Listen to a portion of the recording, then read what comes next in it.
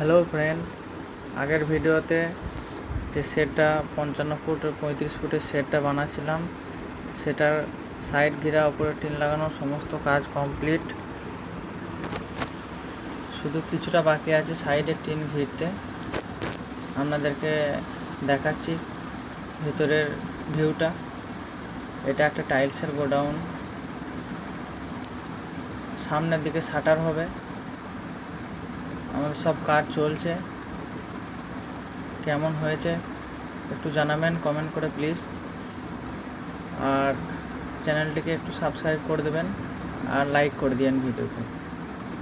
ধন্যবাদ।